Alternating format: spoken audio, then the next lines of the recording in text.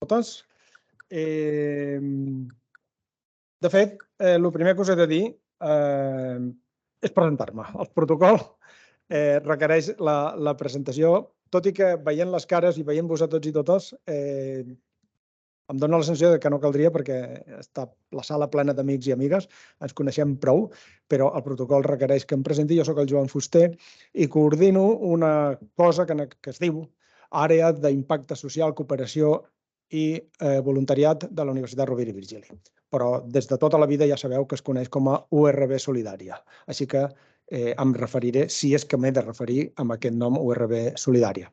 Feta aquesta presentació, us faig algunes petites anotacions de caire pràctic, molt pràctic. Recordar, com sempre, que apaguem els mòbils, que no estiguem encesos, fer-vos també alguna petita observació. Avui, aquesta tarda, bé, aquesta sala l'està utilitzant una altra. Des de fa uns dies hi ha un esdeveniment internacional i estan utilitzant aquesta sala. Us ho dic perquè, els que esteu en el més allà, bona tarda a tothom, no ho veieu, però els que esteu aquí sí, veureu que hi ha una mena de càtering aquí, que no és el nostre vindrà després, que hi ha uns pòsits posats. No us estranyi, això no té res a veure amb el nostre àmbit. Aquesta sala és multiusos i ara aquesta estona ens toca a nosaltres, que ningú s'estranyi. No obstant, si a algú li ve de gust fer servir aquell càtering que hi ha, es pot fer servir, Vull dir, fet això, m'he de restringir una mica perquè això s'està gravant, queda per la posteritat i aquestes coses s'han de mirar. Bé, seguidament comentar-vos que avui el vicerector de Compromís Social i Sostenibilitat no ha pogut venir, tenia un acte acordat amb moltíssima antelació i, a més, força lluny d'aquí, així que a mi avui em toca fer una mica aquest paper. Per tant, repeteixo, benvinguda a tots i a totes, els que esteu aquí i els del més enllà.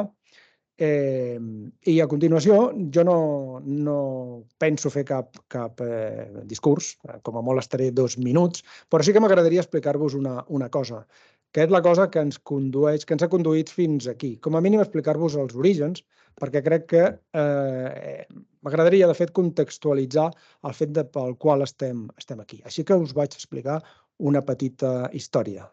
D'acord? La petita història radica, i que té a veure, molt important, quasi bé el més important que diré en aquests moments. De fet, jo ja tinc un propòsit des de fa un temps, que és intentar ser útil i invisible a la vegada. Els que em coneixeu ja sabeu que aquesta segona cosa l'estic aconseguint. La primera crec que no me'n surto gaire, però ho intentaré. D'acord? I té molt a veure amb el que diré ara. La importància de treballar i deixar treballar. D'acord? Que és una cosa que amb aquest projecte s'ha intentat fer.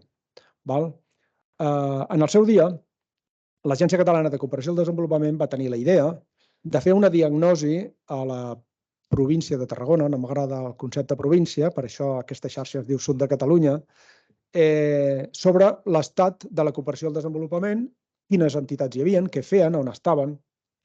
I van encarregar, estem a l'any 2017, i va encarregar una diagnosi amb una consultoria que es diu Ubora, també formada per bons amics i amigues, excel·lents professionals. Bé, durant un any van estar fent una diagnosi que un cop feta la van lliurar novament a l'Agència Catalana de Cooperació al Desenvolupament i l'agència, estic resumint 5 anys en 2 minuts, ja em perdonareu.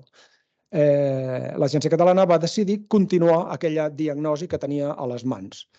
I la manera de continuar va ser venir a la universitat, i aquí faig un incís, la universitat generalment, almenys aquesta, està vista com un ens, una entitat apolítica, central, centrada, neutral, i que a més està dotada d'una certa infraestructura, és a dir, no desapareixerà d'avui per demà. Per tant, la converteix en un ens bastant útil i idoni per fer segons quins encàrrecs. D'acord? Així que ens varen fer aquest encàrrec de continuar amb aquesta diagnosi, a veure què en sortia. La universitat el va acceptar i la universitat a la vegada va redireccionar aquesta tasca a la URB Solidària. D'acord? I aquí ve el primer encert d'aquesta petita història. El primer encert va ser que la URB Solidària va decidir comptar amb l'ajut, deixeu-me dir, fitxar el Josep Alcoceba. D'acord? I crec que va ser un gran encert. I aquí ve el que jo us deia fa una estona de treballar i deixar treballar i intentar ser invisible. D'acord?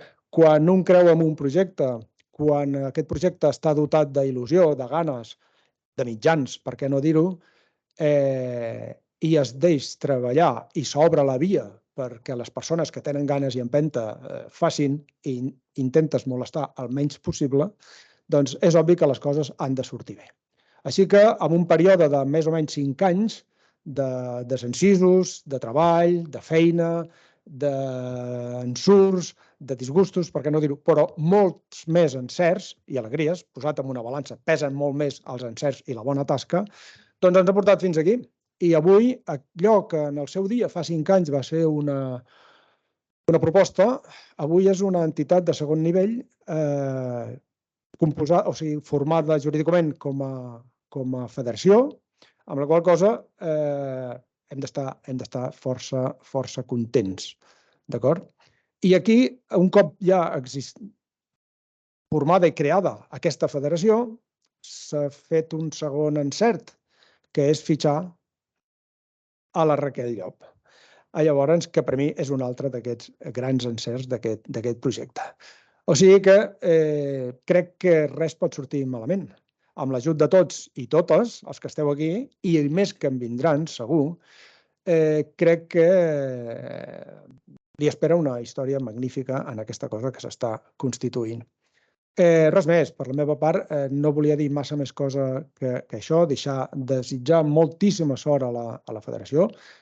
Des de la universitat intentarem col·laborar amb allò que sigui oportú, necessari i que es cregui, molestar poc i deixar treballar molt, cosa que és clau, i per la meva part, que passem una tarda agradable, productiva. Jo no parlaré d'ajut oficial al desenvolupament, que per això hem vingut a escoltar a 4 persones, no pas a mi. I res més, si voleu els ponents, podeu ja agafar els vostres respectius llocs. Jo surto d'aquest espai i continuaré amb el meu propòsit de fer-me invisible. Bona tarda a tothom.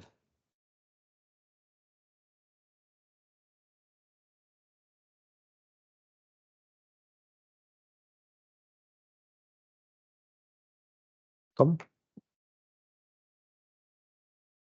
Sí, que vinga, veniu i us presento ara. O sigui, faig una petita introducció i us presento. Sí, veniu. Disculpeu. El David i l'Eleni, perfecte. Sí. Vale.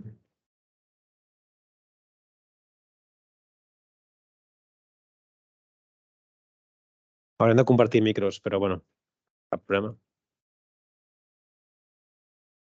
Doncs, abans d'entrar potser a parlar directament de la taula rodona, deixeu-me primer, per extensió, agrair també al Joan i a la Universitat Rovira i Virgili. De fet, pel fet intrínsec de que la xarxa es va crear dintre de la Universitat Rovira i Virgili, donem per fet que aquests espais de treball compartits són evidents i haurien de ser així, però no sempre han sigut així. Per tant, agrair les facilitats de que donem per sentat de que puguem venir a fer actes a la universitat, de que, de fet, amb el Joan ja estem pensant en projectes que farem de la mà en els propers mesos. Vull dir que aquest binomi entre nosaltres comptem amb la universitat i la universitat compta amb nosaltres crec que és força interessant destacar. Després ja sabeu, són les quartes jornades, qui més o menys ens hem anat seguint, que crec que sou quasi totes. Ojo, que se sent doblat. Les universitats, al final, les jornades no deixen de ser una oportunitat per una mica presentar projectes nostres i a la vegada que les entitats que vingueu i les persones que vinguin se puguin emportar alguna cosa a canvi. Avui el que estem fent és aprofitar l'excusa de la presentació de la revista per parlar de l'ajuda oficial al desenvolupament, que és un tema que en l'última assemblea de la xarxa, quan encara no estaven constituïts, sinó que eren assemblees de caire encara informal, va sortir, que era un tema que preocupava les entitats, parlar del 0,7%, que és un tema que 30 anys després de les acampades del 94 encara crea debat, i això em consta, i espero que la taula rodona surti, per què 30 anys després continua existint aquest debat al voltant del 0,7%, si tots hem acceptat que el món en el qual estem avui en dia és molt més complex en el que es va calcular aquesta xifra del 0,7%, com és que continua sent una xifra que està elevat, i espero que avui això surti. I res, també, els que ja ens coneixeu, sabeu que és la quarta revista que hem fet en format monogràfic. Les 3 primeres revistes eren més genèriques. A partir de la quarta vam decidir que les entitats escollissin un tema i faríem monogràfic sobre aquell tema. L'enfocament sempre ha sigut doble. Hi ha l'enfocament teòric, que el que fem és buscar persones expertes sobre l'àmbit i que en format article ens facin una opinió sobre aquella qüestió, i després la part pràctica, que està més pensada per a entitats, d'acord? I acostuma a ser en format entrevistes perquè les entitats ens expliquin en el seu dia a dia com els afecta les qüestions que es parlen en la revista. Per això veieu que hi ha 2 tipus de disseny diferent, una mica fa referència a això. I a més, en aquesta revista, i per primera vegada el que hem fet és fer un article propi, que l'ha fet la Raquel, una mica explicant la història una mica de la xarxa. Això que el Joan ha explicat en 2 minuts ho teniu en format també, ho teniu a la revista en fotografies, des d'aquesta primera diagnosi a Obora, l'arribada a la URB i el fet de, a partir del gener d'aquest any, el fet d'haver-nos constituït com a federació fora de la universitat, tot i que sempre de la mà de la universitat. I sí, comparteixo amb el Joan 100%. L'encert del fitxatge de la Raquel, al final la Raquel porta, això ho deia abans a l'assemblea, venim d'una assemblea, la Raquel porta 2 mesos amb nosaltres, però sembla que porti 2 anys, perquè s'ha fet el projecte molt propi, i de fet la Raquel és, a part de la seva inquietud per l'àmbit de la cooperació, ella és experta en dret ambiental, el qual ja és una especificitat molt nostra del territori, del sud de Catalunya, el tema del dret ambiental, i crec que és una declaració d'intencions de cap a on pot anar aquest projecte o cap a on es pot fer expert aquest projecte. I res més, ja, comencem a la taula rodona, crec que valia la pena començar per això. La taula rodona està pensada en 4 blocs, però no són 4 blocs rígids, sinó són 4 idees que crec que en la primera pregunta ja s'aniran barrejant tots, però en tot cas, els 4 blocs que hem pensat juntament amb la Raquel i amb els ponents són: el primer és parlar una mica precisament del paper del 0,7%. Recordeu que aquesta xifra es calcula, el Banc Mundial la calcula l'any 70 o a finals dels anys 60, per tant, era un món entès d'una forma molt dicotòmica entre nord i sud, un món potser molt més ingenu, molt més senzill. Avui en dia l'Agenda 2030 ens planteja reptes molt més complexes, per tant, anem a veure on queda el paper d'aquest 0,7%. Un segon bloc, que això ha sortit molt a l'entrevista, que és el tema de la mobilització ciutadana. Això ja veureu que segur que agafem com a referències acampades de l'any 94.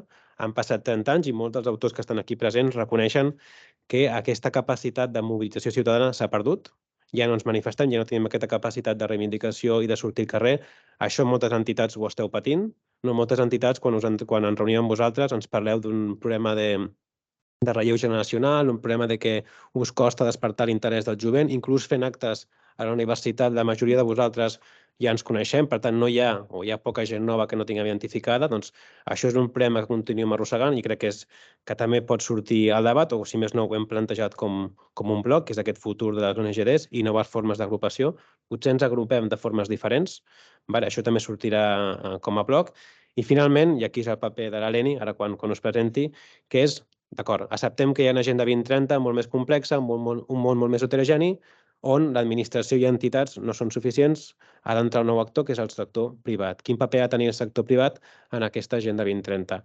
Ja veieu que són 4 blocs que potser en la primera pregunta parlem de la quarta parlem de la segona, però la idea és que com a mínim toquem aquests 4 temes. Tenim 55 minuts, després hi ha un quart d'hora perquè vosaltres o la gent que està a casa ens puguin fer preguntes i després, de forma informal, comentem el que vulgueu allà fora. Deixem-me, si voleu, molt ràpidament presentar els ponents i ja entrem en matèria, d'acord? Llavors, començo amb el David Minoves. Molts ja el coneixeu. Ell és director del Fons Català de Cooperació al Desenvolupament.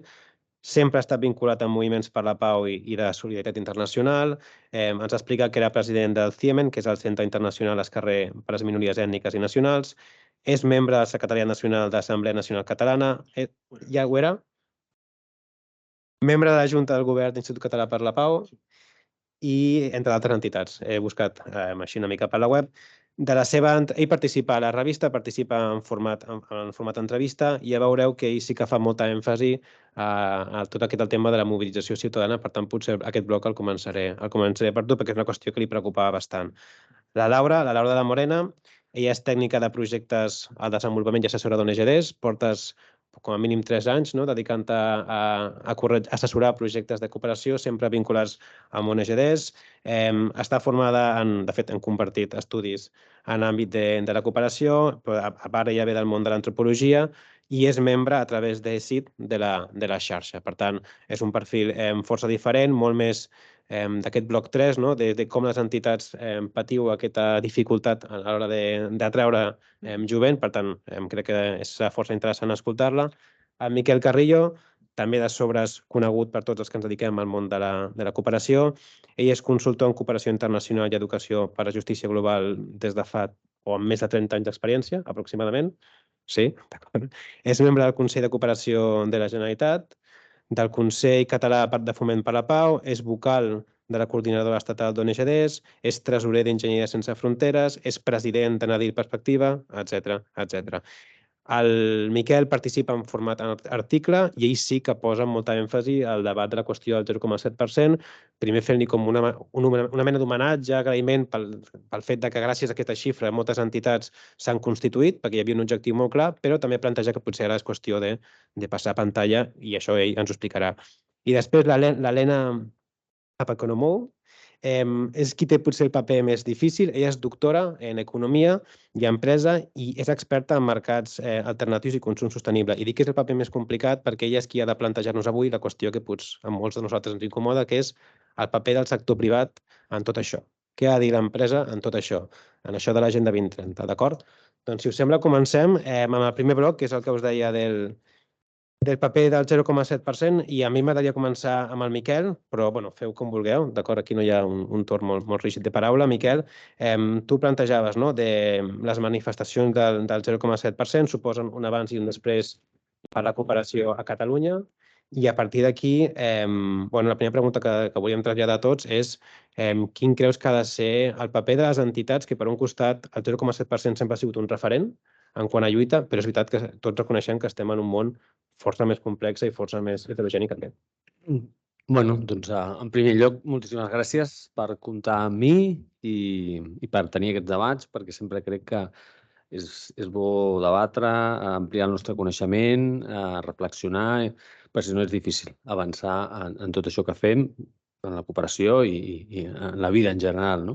I aquest, com diria Bardem, aquest no és país per reflexionar, no? Després, disculpes, perquè encara de que està amb el jet lag, fa 24 hores que estava aterrant d'un viatge d'un mes per Centroamèrica. Si dic coses rares, també és per influència, probablement, d'haver estat immers en un altre idioma i una altra varietat d'un altre idioma.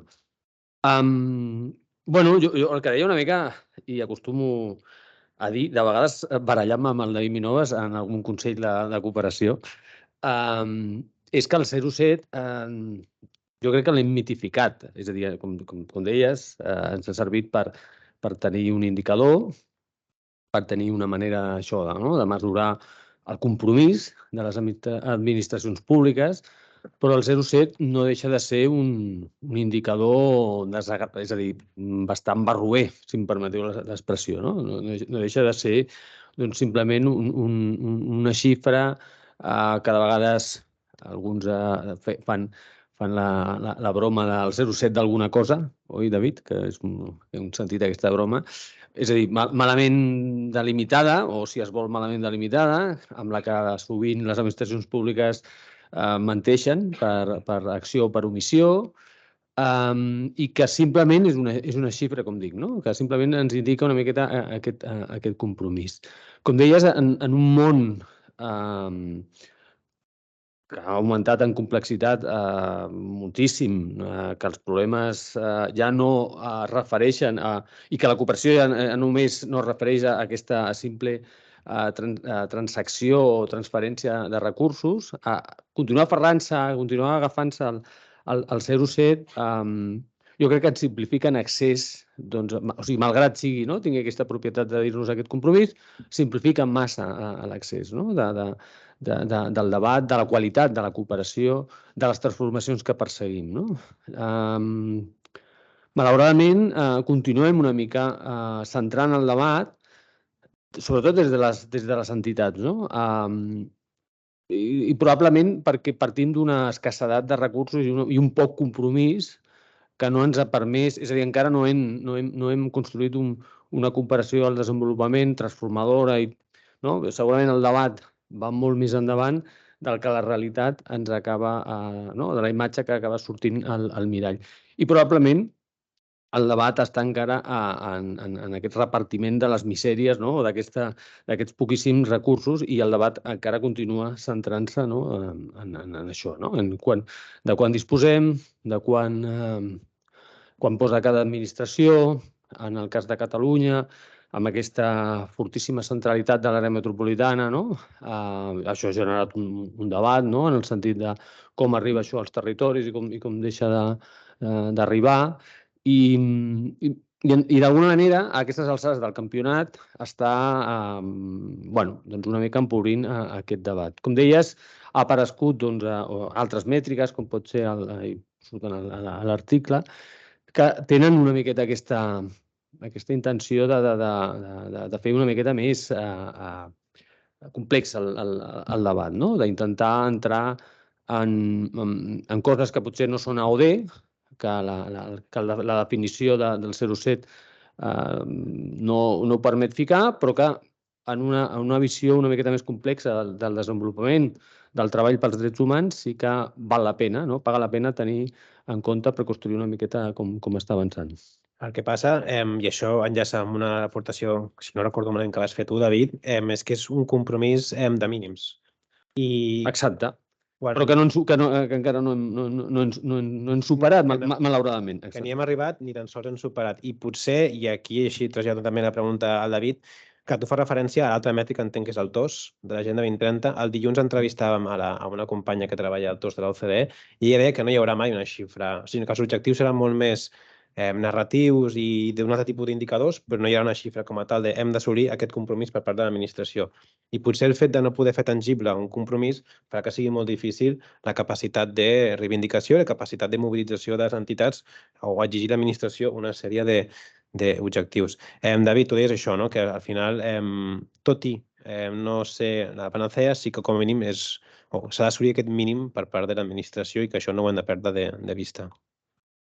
Sí, però per micro no. Ara, d'acord. A la mesura que ja ho anireu veient, si teniu sort, que ens fem grans, ens envaeix la nostàlgia. I jo ho reconec, soc un romàntic i soc un nostàlgic. I jo soc un defensor afèrrim del 0,7%, malgrat tots els seus problemes, que en té molts, i avui en tocaré uns quants. D'entrada, els que tingueu més temps, jo us apunto 2 llibres que són per desincentivar la cooperació, que és Blanc, bo, busca, negre, pobre, d'en Gustau Nerín, que és un antropòleg que ha treballat durant molts anys a Guinea Equatorial, que bàsicament és una crítica duríssima a la cooperació, i un altre que es diu El engaño de la ayuda al desarrollo en el mundo, que és d'en Vicenç Fisas, que és un dels referents del Moviment per la Pau a Catalunya, que va ser el creador de la Càtedra de Cultura de Pau de la UAB, i fa una crítica duríssima a l'ajuda oficial al desenvolupament. I comparteixo bona part de les seves reflexions, però continuo creient que l'objectiu del 0,7% i el que representa és un dels millors tresors que tenim en aquests moments, vistes les circumstàncies. I les circumstàncies són les que són. L'ajuda oficial al desenvolupament, que és la part, diguem-ne, oficial de la cooperació, no deixa de ser un mecanisme de contenció de les, diguem-ne, greus conseqüències de les desigualtats d'un sistema capitalista, continua sent necessari avui més que mai, perquè el món cada cop ha augmentat el percentatge de desigualtats. No parlem d'un nord ric i d'un sud pobre, sinó d'un creixement de les desigualtats en 2 hemisferis, tant al nord com al sud. S'han disparat les desigualtats i, per tant, el repartiment desigual de la riquesa continua formant part del nostre dia a dia. I això és una realitat cada cop més gran i tenim indicis constantment, informes que ens van explicant tot això, ja sigui Intermón Oxfam o de qualsevol altre, fins i tot el Banc Mundial ens ho ha explicat tot sovint. Per tant, les desigualtats no han deixat de créixer. I si l'any 70 o 72, que també hi ha una controvèrsia sobre quan va ser, es decideix en un moment segurament, en un món diferent, tu deies que era molt més simple, molt més senzill. Un objectiu que en aquell moment semblava que des d'un punt de vista matemàtic calculat a través dels economistes, segons l'informe Pearson, no? Si els països que en aquell moment desenvolupats dediquessin el 0,7% de la seva renda nacional bruta, es podia resoldre la fam i la pobresa al món, que en aquell moment s'havia fet un càlcul i ja està. I es fa una de les coses més perilloses, que és posar-hi un percentatge. Jo crec que aquí nosaltres vam tenir molta sort i ells no van ser conscients de la trampa en la que van caure. Perquè, òbviament, estem tots acostumats a veure com els països, les grans potències, fan cimeres en què prenen, diguem-ne, compromisos que després incompleixen sistemàticament. Si tinguéssim algú que es dediqués a fer un seguiment pormenoritzat i sistemàtic dels compromisos que van assolint en cada cimera i després van incomplint, seria espectacular. Però, per mi, té un avantatge brutal, i és que aplica sense voler-ho el principi de la solidaritat. El principi de la solidaritat, que és l'ànima de tot plegat, que no es basa en l'ajuda oficial al desenvolupament, el que bàsicament ve a dir és que la solidaritat no és donar el que ens sobra, sinó compartir el que tenim. I tothom pot compartir.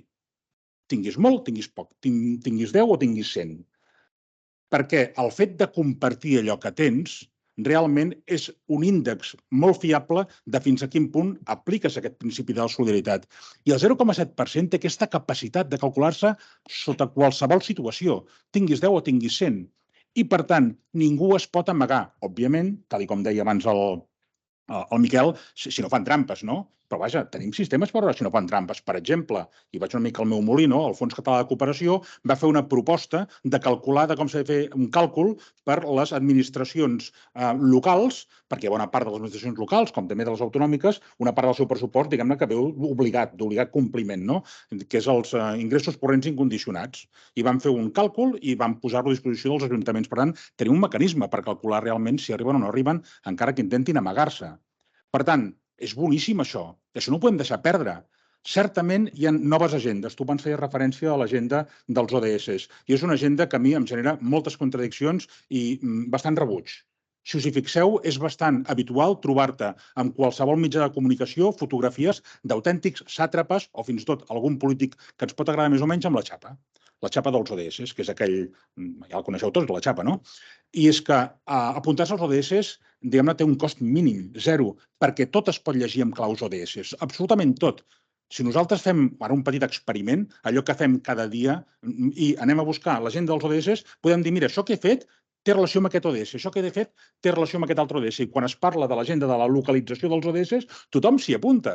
Per tant, pot ser incoherent, pot fer autèntiques barrabassades, que segur que hi ha alguna petita cosa al que fas que és adaptable a l'ODS. I com que no demana ni coherència ni un percentatge, torno a l'agenda d'abans, pot fer un mínim esforç i formar part del club dels ODS. I això és terriblement dolent.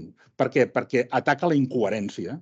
Perquè és evident que la incoherència ens fa mal. I vaig acabant aquesta primera intervenció, perquè jo dic, i abans, al principi de tot, com feia la referència, soc un nostàlgic, m'he fet gran, però és que, a més, me n'he donat i he pogut comprovar a través d'un mecanisme més o menys fiable, com és una enquesta, fins a quin punt això és un problema. Des del Fons Català vam fer una enquesta l'any 2020, que la vam publicar l'any 21, i n'haguem de fer una altra ara mateix si fa o no fa igual. I una de les dades que ens interessava més preguntar era què coneixien sobre aquestes dues agendes, l'agenda dels ODS i l'agenda del 0,7%. Doncs bé, l'agenda dels ODS és una agenda francament poc coneguda. No hi ha massa gent que sàpiga quins són els objectius de desenvolupament sostenible. De fet, la immensa majoria de persones no saben què són els objectius de desenvolupament sostenible. No en tenen ni punyetera idea. Però, en canvi, aquells que ho saben estan d'acord amb que s'han de complir.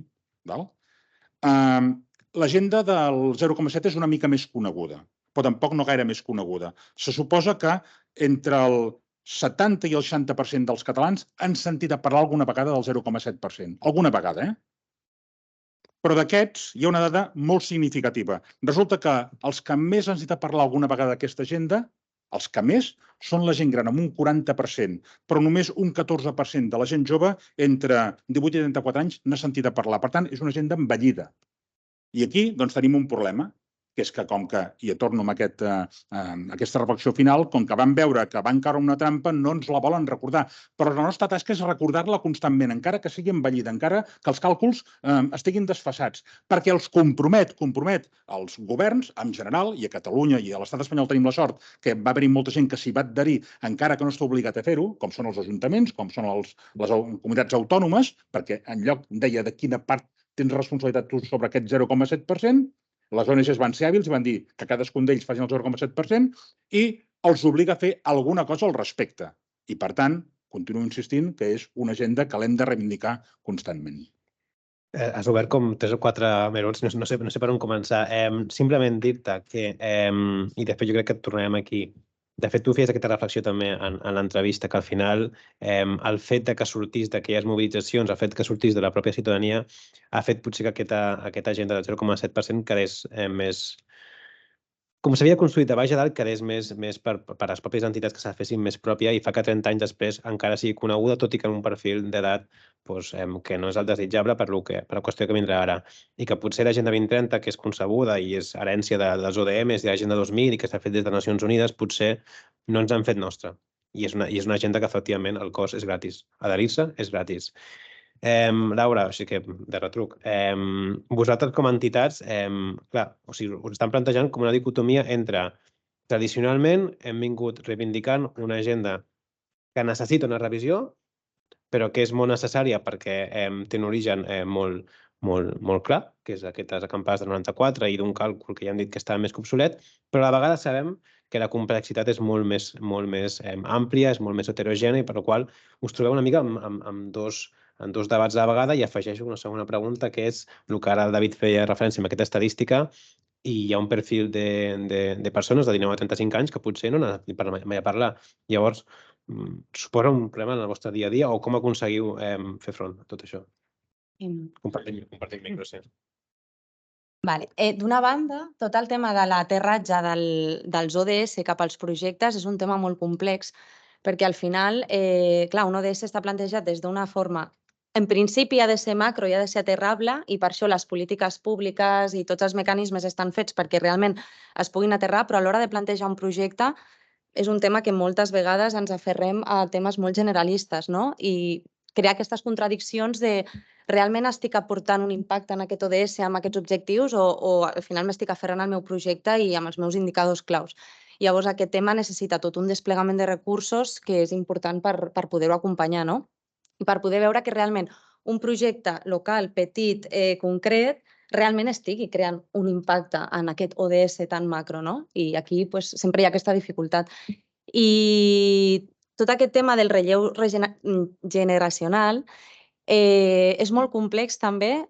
Jo volia llançar unes reflexions. D'una banda, estem en una societat que funciona molt diferent a fa 30, 40 anys i aquestes entitats que tenen aquesta força o que han impulsat aquests objectius o que han impulsat aquestes causes funcionen molt diferent a com està funcionant actualment la població jove.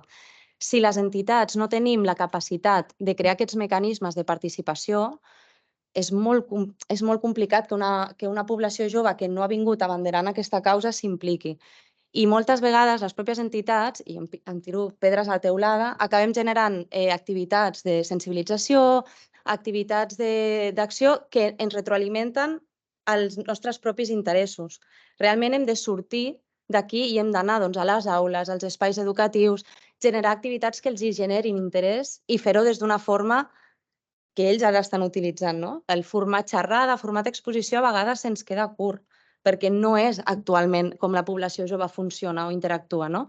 I això passa també amb les estructures de les entitats. Jo, treballant amb entitats de voluntariat social i fent aquestes xerrades amb els adolescents i de més, quan una persona jove s'interessa i arriba a una entitat i vol participar, es troba amb estructures i amb formes de funcionar que no són les que elles estan acostumades i que, a més, se troben de forma com hermètica, no? I com canviem aquests paradigmes? Doncs això també és una feina de les entitats. Per exemple, si tenim una junta directiva, que és la que porta totes les qüestions, és la que porta les direccions, i que és una junta directiva que porta molts anys funcionant i que, per tant, és la que té l'experiència i de més, ha d'obrir aquesta participació jove, ha de crear una junta júnior, no? O ha de crear un espai jove que interactuï i hem de ser capaces d'obrir aquestes formes de treballar. A mi personalment, i considero que soc jove, no? Però ja em costa a vegades quan arribo a la universitat o quan fem algun tema d'adolescents que em proposen per què no podem fer això amb les xarxes i aquí i allà, i ja em costa a vegades canviar aquests rols, doncs, clar, tot allò que anem tirant com més cap enrere, aquestes estructures les hem de trencar i a vegades enllaço amb el que deia abans de romantitzar, no? Que tenim una forma de funcionar molt romantitzada que no estem arribant a la població jove, que per molt que fem sensibilització hem de canviar molts paradigmes i hem d'acceptar que estem en una societat que ara mateix funcionem molt fugaços, d'un consumisme molt ràpid, les xarxes socials, que quan hi ha qualsevol mobilització és un pic molt alt, es fa tot viral 24 hores i després, bum, baixa i se'n deixa de parlar. I és que això funciona així ara. Però, per tant, ja surt una mica del guió. O sigui, hem de deixar de pensar d'aquestes entitats que tenen estructures més tradicionals on hi ha una persona sòcia vinculada tot l'any amb l'entitat i que està una mica a full amb tot el que aquesta entitat reivindiqui i ha de ser més... O sigui, hem de saber treballar per onades. Per exemple, hi ha un conflicte bèl·lic a l'altra punta del món o hi ha una situació, per exemple, en el cas del sud de Catalunya amb el Delta de l'Ebre, llavors es crea una plataforma que és efímera durant un període de temps molt concret. O sigui, hem d'anar de la mà. Jo crec que hem de... Òbviament, tots els processos i totes les causes necessiten un temps i això també ho hem de treballar. Vull dir, cap causa es canvia d'avui per demà i això també és un tema que s'ha de treballar molt amb la població jove, però també hem d'anar de la mà amb aquestes plataformes o aquestes organitzacions efímeres que sorgeixen, que les hem d'incorporar també. Jo crec que hem de buscar aquest equilibri, que no és gens fàcil i que tampoc tinc la resposta, però que ho posem sobre la taula, no? Perfecte. I per tancar aquest primer bloc, i Eleni, ja sé que no estava previst la intervenció potser en el primer bloc, però sí que ha sorgit de la intervenció del David. Al final, hi ha una qüestió també de debat de fons, no tant en l'Agenda 2030, inclús amb l'AOD, quan es plantejava també, per exemple, un debat que sortia, me'n recordo, el 2014, en el set de l'OCDE, que sortia si serviria com, o sigui, si a l'hora de comptabilitzar la quantia del 0,7%, que l'Estat o que l'administració assegurés part del risc d'una inversió privada, si aquest impacte podia ser beneficiós a llarg termini, serviria o no com a ajuda oficial al desenvolupament, tot i que el beneficiari últim també seria l'empresa privada. I et volia preguntar una mica per això, quin paper creus que ha de tenir l'empresa privada per l'assoliment d'aquests objectius més genèrics, que podem estar en contra o no d'Agenda 2030 o inclús del propi 0,7%. Sí, podeu compartir el micro. A ver, en realidad, bueno, Agenda 2030 y la ayuda oficial al desarrollo, un poco hablamos de lo mismo, aunque los objetivos de desarrollo sostenible y la Agenda 2030 se ha planteado como algo muy genérico, ¿no? Entonces, de hecho, estoy de acuerdo que está mejor ser más tangible, más concreto, porque con los ODS uno se pierde un poquito, ¿no? No sabe muy bien cómo aplicarlos, no sabe muy bien qué se tendría que hacer. Es cierto que hoy en día se habla en la narrativa, ¿no? Hay mucho más los ODS. Y cuando hablamos de empresas, las empresas hoy en día no hablan de ayuda oficial al desarrollo. Esto está fuera del debate, ¿no? Hoy en día hablamos de los ODS y muchas empresas los incluyen. De hecho, he traído unos datos, ¿no? De un informe de una consultora de la PricewaterhouseCoopers, que es una de las 4 grandes, de 2018, y que decía: 72% de las empresas mencionan los ODS en su informe anual de sostenibilidad. La mitad de ellas identifican ODS de prioridad, pero solo 23% mencionan KPI, que son los indicadores para medir, ¿no? el performance, el rendimiento, y tienen objetivos concretos relacionados con los ODS. O sea, ahí ya se ve el dilema, ¿no? Hablamos de una narrativa simplemente, de un discurso, hablamos de algo que realmente ya se emplean, adoptan para contribuir al cambio social. Y este es un tema que no es nuevo, o sea, el papel social de las empresas, el papel que tienen más allá del papel de generar beneficios a sus accionistas, es algo que se habla desde hace décadas, pero con otros nombres, ¿no? En la academia hablamos mucho, hay muchos estudios sobre la responsabilidad social corporativa, el Triple Bottom Line de Elkington es desde el año 94, o sea, no es algo que salió ahora. Obviamente las empresas tienen un papel importante, pero a mí me da la sensación que hasta hoy es como que no se ha puesto mucha presión sobre las empresas. Vemos las Naciones Unidas. Las Naciones Unidas, por ejemplo, ya tienen una página separada que es Business for 2030, o sea, empresa y la Agenda 2030, que es sobre eso, ya está. Pero aquí, ¿qué se presenta? Buenas prácticas de multinacionales, que está muy bien, pero se reduce a esto. O sea, hay muchos guidelines, hay muchos estándares de rendimiento, hay brújulas para cómo, o sea, aquí tengo un otro que es cómo aplicar los ODS en las empresas, ¿no? Ahí te dicen, ¿no? Fase 1, comprenderlos, definir prioridades, establecer objetivos, integrarlos, informar, que el reporting es una parte muy importante para las empresas, porque lo utilizan para propósitos reputacionales, ¿no? Pero más allá de esto, ¿no? ¿Cómo involucramos realmente a las empresas para que hagan algo realmente, ¿no? Esto que me comentas me parece más una herramienta de propio marketing de la empresa, porque esto imagino que al final queda en un índole muy corporativo y es lo que decía David, que al final o sea, es gratis que el 72% de las empresas hablen de los ODS en su RSC, pero que luego un 20 no sé qué por ciento tenga indicadores reales de un mínimo seguimiento. Y luego quedaría otro debate de, bueno, yo puedo cumplir los ODS por este objetivo, pero el resto de mis estrategia corporativa no tiene nada que ver o dista mucho. O sea, que... Falta concreción, falta ver exactamente qué tienen que hacer y al final es ¿quién se lo pide esto a las empresas? ¿Quién se lo pedirá? Claro, Porque uno de los problemas que pasó con toda la liberalización del comercio y la globalización, todo eso, es que las empresas es el tema de la accountability, ¿no? El tema de a quién rinden cuentas realmente. Entonces, este es un problema que hay y obviamente si se queda en un discurso, una narrativa de marketing, ¿no? Un greenwashing anteriormente, ahora hablaremos de ODS washing, o ya hablamos de que empiezan a realmente tenerlo en cuenta. Yo lo positivo que veo en todo esto es que de los ODS se habla en todos lados. O sea, mi hijo mayor que hace preescolar, pues ahora este año el enfoque de la pública, de su escuela pública, es los ODS. Y cada grupo tiene que trabajar un ODS. A ver, no sé exactamente qué están haciendo, lo tengo que ver, pero quiero decir que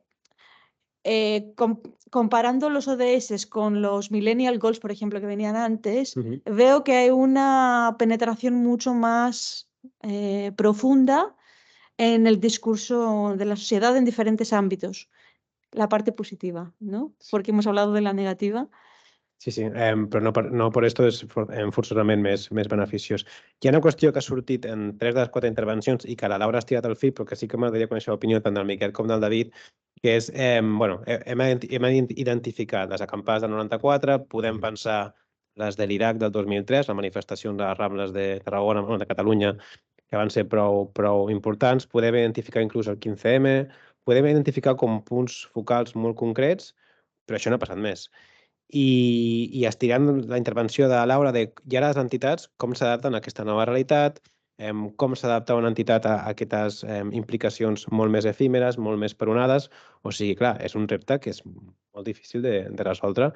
Però, bueno, si més no, us volia preguntar una mica quina és la vostra opinió sobre això, el paper de les entitats a l'hora d'acceptar aquesta nova realitat, no només en el debat, que ja hem parlat de 0,7%, sinó inclús per actes que puguin fer en el seu dia a dia, com poder atraure això, l'interès ciutadà, sobretot ja de cara a planificar a llarg termini, perquè no sé amb qui compto, no tinc una estructura de socis molt rígida, sinó que tot funciona per onades, llavors jo com planifico el meu dia a dia. Llavors, qui vulgui dels dos intervenir, per començar?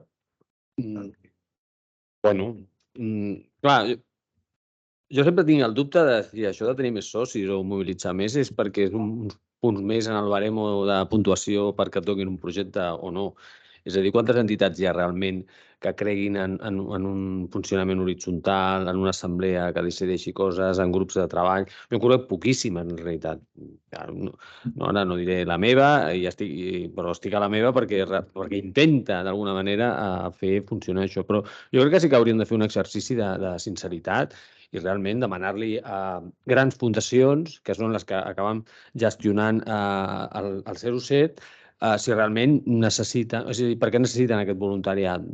Per estar atenent tendes de botigues de comerç just o per estar posant banderetes el dia del seu sant. És a dir, jo crec que sí que hem de fer aquesta reflexió i aquesta connexió amb una agenda que, com deia abans, és molt més complexa que la del 07, que no estem parlant d'una transferència nord-sud de recursos, sinó precisament d'entomar temes que estan més a prop d'un anàlisi com l'Agenda 2030, que intenta difuminar una mica aquesta frontera entre el nord-sud i parlar d'una globalitat i una complexitat de problemes com el canvi climàtic o com l'economia, els drets de les dones, en fi, moltes coses, la migració, moltes coses que han difuminat aquestes fronteres de facto. I jo crec que és aquí, en això, en el que la gent, i la gent jove, la que comença a organitzar-se i a funcionar, és on s'interessa realment. I és aquí on si tu intentes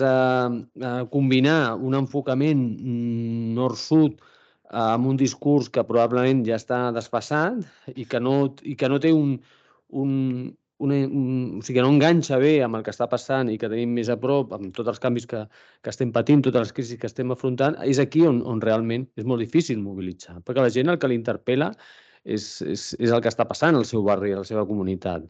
El 15M, com sempre diu la Montse Santolino, ja no va ser internacionalista. És a dir, l'anterior onada, o la més propera de repolitització de la ciutadania, a mi no m'agrada parlar del jovent, perquè sempre que els estem posant una responsabilitat, una cosa que no estan fent i els estem els estem posant una culpa, culpabilitzant, no? Ja no va ser, com dic, el 15M ja no va ser internacionalista. És a dir, ja es va concentrar en una urgència, en un problema, en una situació que teníem molt a prop. Per tant, jo crec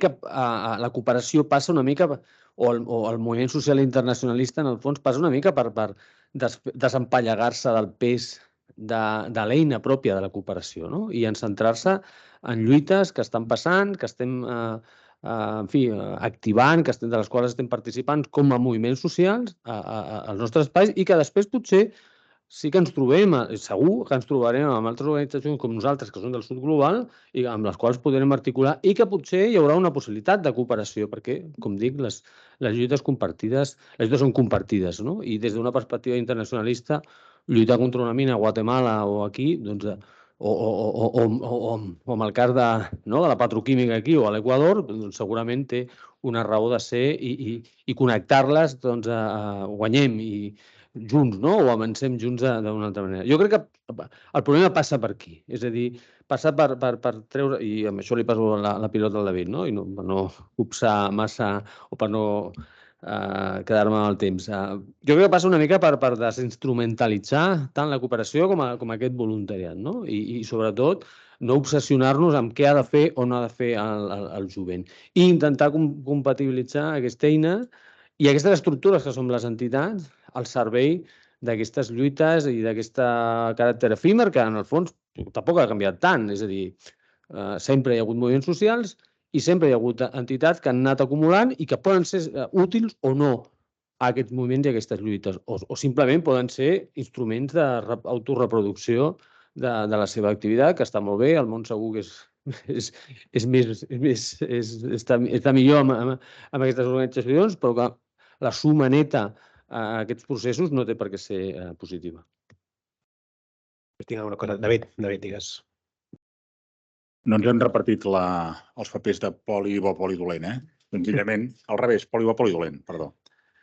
Jo sóc un optimista i estic, tot i estant d'acord amb el que diu el Miquel, jo no seré tan crític amb el moviment. Jo faig una gran diferència entre el moviment i la mobilització. I per exemplificar-ho, us convido a fer una mica de memòria 20 anys enrere les mobilitzacions en contra de la guerra d'Iraq. El moviment per la pau era si fa no fa el mateix. Senzillament, els que ara hi són eren 20 anys més joves. No en són molts més, tampoc. Eren 20 anys més joves. No hi havia una gran infraestructura. I en aquell moment es va donar una de les habilitats de la història que vam aprofitar el lloc oportunament oportú perquè hi havia una fornada de joves que es mobilitzaven al voltant de l'agenda alterglobalitzadora, que periodísticament es deia antiglobalització, que vam aconseguir que en una reunió del Fòrum Social Mundial s'agendés un objectiu, una data concreta, que era el febrer, el 15 de febrer, i que és una gran mobilització mundial en contra de la previsible guerra de l'Iraq. I en aquell moment va passar que a l'estat espanyol, a Barcelona i en d'altres ciutats, vam aprofitar una situació, després d'un cicle de mobilitzacions d'aquest moviment, la gent del moviment per la pau va aprofitar, va crear un instrument que es deia Plataforma Aturem la Guerra i va aconseguir que aquella gent s'apuntessin en massa i, bàsicament, van aprofitar una mobilització que el que feia era protestar per el paper d'en José María Aznar intentant s'apuntar a la festa com sent dels grans dirigents d'aquella guerra per treure la gent al carrer, que bàsicament el que va fer va ser protestar contra el posicionament d'Aznar. I podríem entrar molt en detalls, però vam aconseguir les mobilitzacions més grans mai vistes fins a aquell moment a Catalunya i arreu del món, provocant que el president George Bush pare digués que la política dels Estats Units, la política internacional dels Estats Units, no marcava el nombre de manifestants que hi havia a Barcelona. El moviment per la pau era igual, era més o menys el mateix. És el que havia aconseguit les mobilitzacions en contra de la guerra, era el que havia aturat el servei militar obligatori, i en totes les fases sempre hi ha un petit nucli dirigent que va treballant, va picant pedra i aprofita un moment oportú el lloc oportú. I és això. Si no, no s'entén com, per exemple, un nucli molt petit de moviment d'objecció de consciència va ser capaç de connectar amb molta gent jove que se la jugaven a la presó per aconseguir acabar amb el servei militar obligatori. I van posar amb escac el propi servei militar obligatori. I això estem parlant amb una democràcia encara poc consolidada. O sigui, una colla de joves trinxeraires, el Casal de la Pau i 4 més al Milicaca, van ser capaços de posar amb escac mat l'exèrcit, la conscripció, el mecanisme de conscripció, que és el servei militar obligatori, i van fer inviable que allò funcionés perquè l'Estat no podia assumir el cost de tenir 100.000 tios a la presó per no voler anar a la presó. I va provocar després que s'inventés allò del pacte del Majestic entre Convergència i el PP i anem a fer un exèrcit professional. Això no va partir per generació espontània, va ser gràcies a una mobilització. Aquestes mobilitzacions a vegades aconsegueixen èxits, a vegades fracassos. 20 anys després, ara estem a la guerra d'Ucraïna i ha estat un desastre. El moviment per la pau ha estat incapaç de sortir al carrer a mobilitzar-se. Què vull dir amb això? Sí que és important que hi hagi organitzacions, sí que és important que hi hagi xarxa associativa i sí que és important que hi hagi militància amb el sentit més estricte de la paraula. I encara que no connecti amb la gent jove, sí de capaç d'oferir espais perquè aquesta gent jove que no es mobilitza, diguem-ne, per missions, sinó per objectius, participi a la mobilització i després se'n torni a casa. I l'habilitat de les organitzacions, de la xarxa d'organitzacions, és aprofitar algunes d'aquestes pulsions. Perquè aquestes pulsions, al final, aconsegueixen algun objectiu. Per exemple, ara fa uns dies, quan fèiem la commemoració d'aquests 20 anys de la manifestació en contra de la guerra d'Iraq i ens miràvem i ens llepàvem les ferides dient hi ha una guerra a Ucraïna i som incapaços de fer res, no? Però en aquell moment fèiem una reflexió. Avui, d'aquí pocs dies, al mes de juliol, tindrem el 20è aniversari de l'aprovació de la Llei Catalana de Foment de la Pau, que va aconseguir, entre altres, que es creés una institució a Catalunya, que és l'Institut Català Internacional per la Pau, que fa alguna cosa. Dona beques a investigadors per fer recerca, fa coses molt interessants.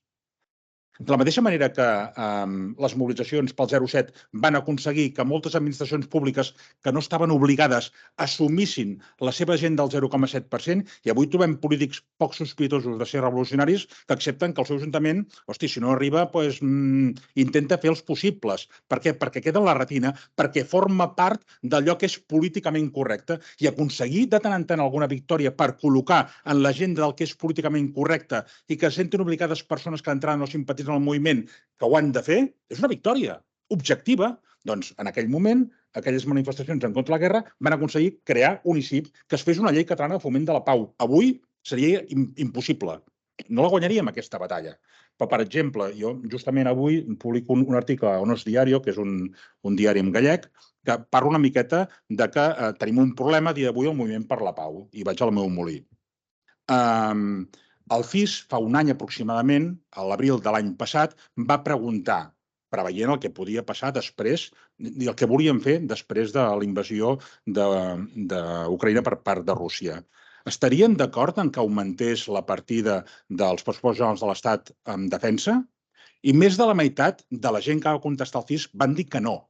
Més de la meitat, Més de la meitat. De fet, aquesta pregunta s'havia fet més amagada, encara feia més temps, un any enrere, d'una altra manera, encara era més bèstia. Els hi preguntava a la gent, en el cas que haguessin de retallar d'alguna partida d'algun ministeri per modificar, de quina retallaríeu? I un 60% deien que del Ministeri de Defensa. D'acord?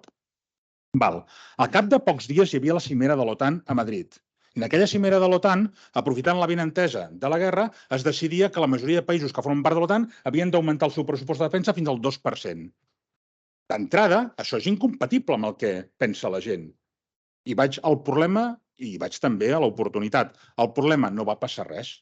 No ha passat res, que amb tot aquest temps ha passat un any i ara els pressupostos generals de l'Estat d'aquest any 2023, al desembre, van aprovar un creixement objectiu del pressupost d'un 26% en defensa, enmig d'una inflació galopant, on la gent té problemes per arribar a final de mes i comprar perquè els preus es disparen. Això ha tingut algun càstig electoral? No. Ha tingut algun cost en mitjans de comunicació? Tampoc.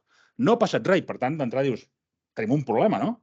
Però, en canvi, demoscòpicament, fa 2 dies, o fa un mes, l'Institut Català Internacional per la Pau va preguntar en una enquesta oberta si la majoria de gent estava d'acord amb això. El 62% van dir que no estaven d'acord.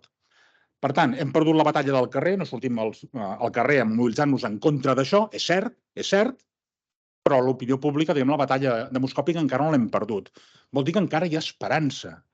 Igual que aquesta batalla no la guanyem, sí que hem d'aprofitar les pulsions positives, i ara vaig a una gran contradicció que tenia el moviment de la cooperació. Fa cosa de 10 anys van posar les administracions en l'agenda una cosa que es deia l'enfocament de gènere basat en... Perdó, l'enfocament de gènere basat en drets humans. La majoria d'entitats el que van fer és jo què faig amb les dones, bàsicament. Quantes dones participen del meu projecte? Perquè ningú es veia en cor en aquell moment d'incorporar-ho, perquè era una agenda que venia una mica forçada per l'administració, perquè responia a lògiques bàsicament acadèmiques, demoscòpiques, en funció de acadèmiques, més d'indicadors sobre quin eren, en principi, els sectors més proclius per aconseguir transformacions. Però no sortia d'una agenda social. Avui, en canvi, es parla de cooperació feminista perquè el moviment feminista, trencant totes les lògiques, és capaç de mobilitzar milions de persones arreu del món. Per tant, què ha de fer el moviment de la cooperació? Com en el seu moment va fer el moviment per la pau, apuntar-se a la festa i aconseguir que, ja que tenim, i torno al principi de tot, oi que tenim un 0,7%, que ja sé que és una misèria, que és el percentatge de la vergonya, però que estan obligats a fer coses, doncs que passin per l'adreçador i dediquin una part dels diners del 0,7% a potenciar les mobilitzacions feministes en altres països, que és la mateixa agenda que tenim nosaltres aquí. Per tant, aprofitar, diguem-ne, aquests corrents naturals de pulsions solidàries per fer el mateix, com vam fer aquí, per exemple, fa 5 anys, amb la mal anomenada crisi de refugiats. Què va fer el moviment de la cooperació? Dir, volem acollir. Per tant, comencem a virar una part del nostre treball, per exemple, en defensar el dret a les migracions, el dret a la mobilitat humana, que no era un tema central de l'agenda de la cooperació al desenvolupament fa 10 anys ni de conya, i avui ho és. Per tant, hem de tenir aquesta capacitat també de modular i de sortir dels estàndards del que hauríem de fer. Per què? Perquè, i ho lligo una miqueta amb el que deies tu, hem de connectar l'agenda on hi ha recursos, on hi ha xarxa associativa que és capaç d'articular coses amb les pulsions naturals i canalitzar aquestes pulsions per aconseguir que l'impacte sigui encara més gran. Per tant, està connectat al moviment de la cooperació, com altres moviments socials que poden tenir èpoques més complicades, connectar-les amb les pulsions naturals de solidaritat que són capaces de transformar la realitat. Si no, no té cap sentit. Has fet una diagnosi, a més que has identificat una cosa que estava repassant perquè coincideix amb l'article d'Anna Palau, que és de la FEDE, que identifica que l'opinió ciutadana no ha canviat, però el que hem perdut és la capacitat de focalitzar i de dirigir aquesta inquietud ciutadana cap a una reivindicació molt concreta. Has fet palès a les manifestacions a l'Iraq, has fet palès a les manifestacions del 0,7%, que eren focalitzades a un objectiu molt concret, i ara el que hem perdut és continua havent la inquietud en el cas de la despesa en defensa, continua havent inquietud, continuem estant en contra, però està passant el que està passant i no tenim capacitat d'aquesta inquietud, ja que està en contra, de mobilitzar-ho cap al carrer. Sí, el que passa és que t'ho vull acabar de... El problema que tenim nosaltres, l'Antic Moviment per la Pau, ha estat no fer una diagnosi de que la societat en general no empatitzava amb una víctima del conflicte a l'Iraq molt clarament que demanés una acció armada i, en canvi, és lògic i natural, jo sóc el primer, empatitzem amb una població d'Ucraïna que té tot el dret a defensar-se. I com que empatitzem amb aquesta població, no hi veiem tant conflicte amb que es dediquin recursos a ajudar-los a que es defensin via el mainstream, que a mi no m'agrada, doncs el que és enviar armes. El problema està en que hi ha gat amagat, perquè quin és l'interès d'augmentar fins a aquest 0,2%, que per cert, segons el centre de l'AS l'hem superat ja fa temps, no, 2%, perdó, 2%. Segons el de l'AS, aquest 25% d'augment és un 125%, perquè s'han centrat sobretot en el tema d'I+D, no? El gat amagat és que això serveix per alimentar la indústria militar espanyola que ven armes a tot Cristo. I us podeu imaginar que el seu principal client no és l'exèrcit d'Ucraïna. És, per exemple, el Marroc o, per exemple, Aràbia Saudita, enmig d'una guerra al Iemen que, per sort, ara s'està acabant. És això, hi ha gat amagat. Per tant, a partir d'aquesta connexió empàtica de la gent entén perfectament que a Ucraïna la gent es pugui defensar i, per tant, hòstia, perquè els hi hem de negar que tinguin tancs o leopards, que per cert no serveixen de res, contra les armes russes, s'estan defensant. Per tant, jo ja et compro aquesta agenda o no sóc tan hostil contra aquesta agenda quan resulta que aquesta agenda està servint per engreixar una indústria militar espanyola que és la 6ª potència mundial en exportació. Aquest és el problema. Sense voler acaparar el temps. A mi, jo el que no m'agrada és posar aquesta responsabilitat a sobre de les entitats, la seva pretesa capacitat de mobilització, que jo crec que mai ha tingut. En realitat, hi ha moments històrics amb els quals tu has d'entendre i has d'actuar. A l'any 94, amb el 07, no són les entitats les que convoquen les acampades pel 07. Al contrari, segons explica la gent que va estar allà, jo no hi vaig ser, jo era una persona que estudiava, no com que posava a entendre la campanya allà. Però això sempre ho explica el Pablo Cés d'allà a Madrid. La negociació era, malgrat amb l'Estat, malgrat les entitats que no es volien, que ja tenien el seu xiringuito i que veien que estaven perdent d'alguna manera la capacitat de mobilització o el focus d'atenció a favor d'una gent que surt al carrer i es mobilitza contra la pobresa amb un nou instrument que, evidentment, és una alternativa dintre del moment del que estava passant. Què estava passant? S'havia caigut feia 5 anys, el 89, el mur de Berlín, la visió de blocs evidentment, havia saltat pels aires, havia nascut el moviment zapatista. La gent estava buscant una manera diferent de mobilitzar-se, d'organitzar-se d'alguna manera. Per això surt el 07, probablement. I per això, en un moment donat, la gent veu que les entitats poden anar per allà, però no som les entitats les que fem aquesta mobilització. Simplement passaven per allà en aquell moment històric. Igual que no passaven per allà quan a la plaça Catalunya i a totes les places d'aquest estat i país no hi érem, perquè s'estava parlant d'altres coses i no hi érem. I potser en altre moment, com acaba d'explicar el David, sí que hi érem. Per tant, jo crec que deixar una mica d'idealitzar aquesta capacitat de mobilització que segurament ara és la màxima que hem tingut, perquè afortunadament cada vegada hem entès una mica com funcionen aquestes dinàmiques, hem après a comunicar, etc. Per tant, jo amb això sí que m'agradaria que ens relaxéssim una miqueta, perquè no canviarem el signe de la mobilització de la societat ni de bon tros. El que passa que, i ara aquí Laura sí que te demano que facis una mica, i és difícil la intervenció, que és, si no són les entitats de defensa de pau qui precisament defensa aquest augment de pressupost, qui ha d'agradar qui ha de fer aquesta feina, i sobretot això ho enllaço, Laura, amb el que deies tu o que insinuaves, que és moltes vegades les entitats que treballeu per objectius que un pot pensar de sentit comú, no volem fer més despesa en defensa militar perquè tenim altres problemes molt més tangibles, però les entitats s'estan encarregant de fer això, però a la vegada porten una motxilla tradicional de la cooperació que fa que en termes generals la ciutadania ja li fiqui una etiqueta de això a mi no m'interessa pel simple fet de qui està liderant aquella xerrada o qui està liderant aquell moviment. Quasi nada, Quasi nada.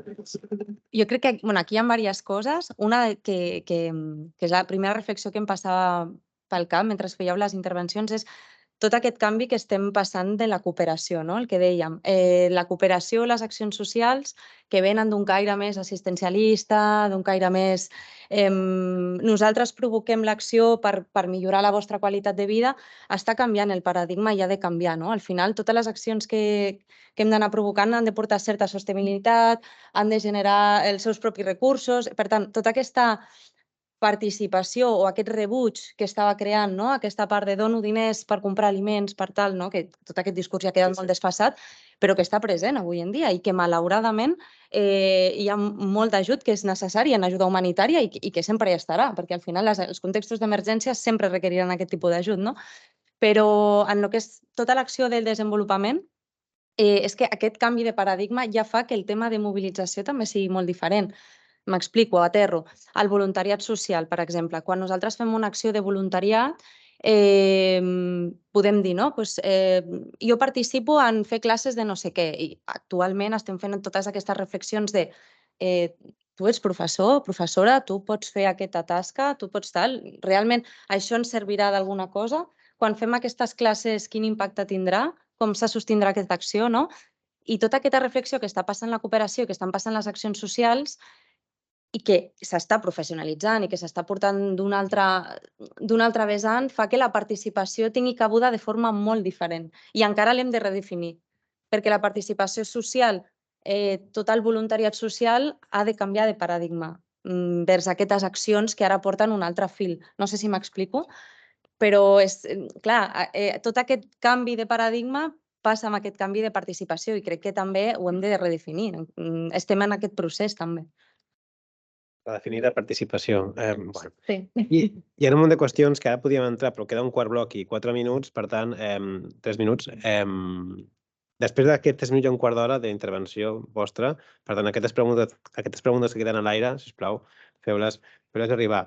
El quart bloc era precisament el que parlava del sector privat. La Leni ha fet una molt bona introducció, pero hago como una segunda capa, lo que tú decías, ¿no? El control de estos indicadores de los ODS. Sí. Y esta segunda capa se refiere un poco y esto en temas jurídicos, quizás la Raquel me puede ayudar, que es, bueno, si mi gobierno puede tener cierto control en lo que haga en mi frontera, pero una vez que yo hago proyectos fuera, en ámbito internacional, deduzco que allí la responsabilidad se puede llegar a diluir un poco. Entonces, no sé qué mecanismos de control puede haber en todo esto y qué papel puede tener aquí también en la Agenda 2030. A ver, esta es la gran pregunta. Los mecanismos de control es la gran pregunta, ¿no?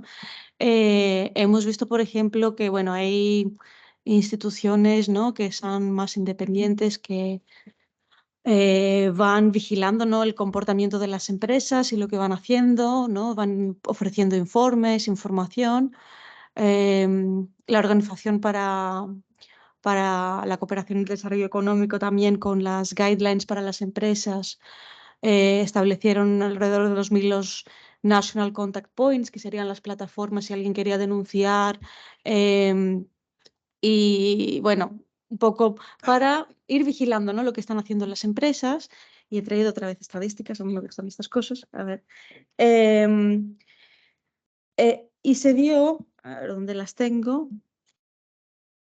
Claro, por ejemplo, ¿no?, las plataformas estas que serían un poquito de mediación y para ver, ¿no?, si una empresa ha sido corrupta o ha hecho algún daño al medio ambiente o a los derechos laborales, ¿no?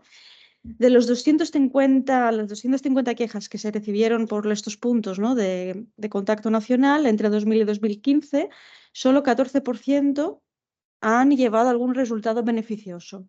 8% llevaron a que las empresas hayan reconocido que han hecho algo mal, un 8% que cambiaron las políticas y los procedimientos y solo 1% ha habido alguna mejora para los que hicieron la queja, ¿no?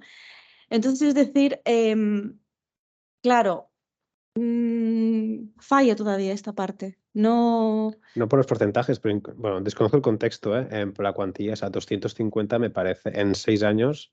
Pues bueno, esto es lo que...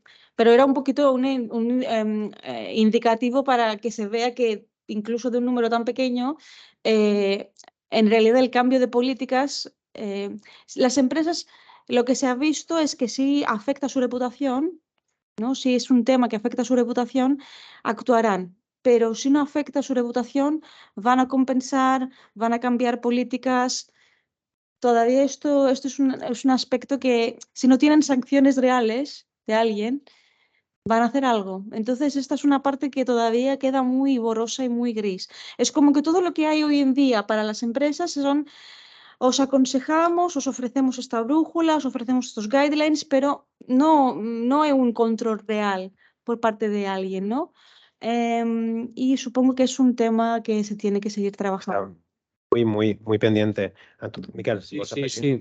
Bueno, perquè em toca una mica com a vocal de coherència de polítiques de la coordinadora estatal.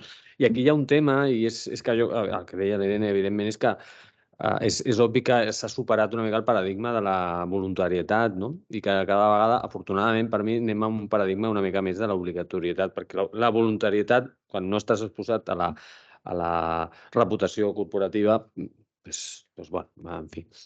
Llavors, en aquest sentit, una de les coses que per on anem és la diligència deguda pel que fa als drets humans, a la responsabilitat extraterritorial de les empreses envers els drets humans i amb una lectura àmplia. Sabeu que la Unió Europea està negociant una directiva per tota la Unió, evidentment, que després s'haurà de transposar, que de fet alguns països s'han avançat i han transposat, com és el cas de França, Holanda, crec que Alemanya també, Suïssa no és de la Unió Europea, però també en aquest àmbit així una mica proper, i que Espanya, impulsada per la Secretaria d'Estat d'Agenda 2030, doncs s'ha posat una mica mans a l'obra a desenvolupar o sigui, el que seria la futura transposició d'aquesta directiva que encara no està posada, no? Jo crec que per aquí hi ha un camp una mica de control, d'introducció d'aquesta coherència, no? I d'alguna manera reconduir un model econòmic i d'empresa, normalment de gran empresa, que el que pretén és afectar tota la cadena de producció i tota la cadena de valor, i de negoci, per traslladar també aquesta responsabilitat no només a la cara visible, sinó a tota aquesta cadena. Això, explicat així, sembla meravellós, però aquí hi ha moltíssims problemes, no? I això no podem entrar ara, no? Però aquesta és una de les vies de treball, més enllà d'aquella agenda inicial del 07, en el que comencem una mica a entendre i a entomar totes les derivades del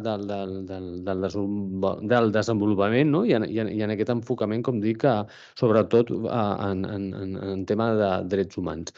Aquesta directiva, aquesta llei a Espanya havia d'haver sortit aquest any i jo crec que probablement ja ens en anem a la propera legislatura. Una cosa que des de la coordinadora estem tirant endavant, però sobretot amb altres entitats com Greenpeace, Oxfam, etc., que s'estan lluitant, i no sense certa crítica també des d'altres entitats, amb les quals també analitzem que la deguda diligència no deixa de ser un primer pas molt limitat i que està molt centrat en la voluntarietat o en el protagonisme de les empreses i que, en el fons, amb un paperet acabes semblant un escull i acabes perdent una sèrie d'oportunitats de prevenir els efectes d'una mala praxis de les empreses, que és del que es tracta. Ho deixo aquí perquè és un altre tema. En tot cas, aterrar tot això, l'horitzó és a mig llarg termini. O sigui, fer això tangible va a mig termini. De fet, això ho enllaço i ja passo el torn de preguntes. El dilluns, una de les intervencions de la Marisa, que és aquesta tècnica que treballa calculant el tema del TOST, és que queda evident que la mètrica de càlcul quedarà molt més enllà de la pròpia agenda. O sigui, l'agenda 2030 arribarà, passarà, però totes aquestes coses que estan sortint al darrere van a molt més llarg termini. Jo tinc moltes preguntes, però ara ja no em toca a mi. Crec que tenim un micro inalàmbric, per tant, tenim temps, de fet, som generosos, tenim 10 minuts ben bons i un quart d'hora i no passa res, per fer les preguntes que aprofiteu, que tenim un panell bastant interessant per fer preguntes. Qui vulgui.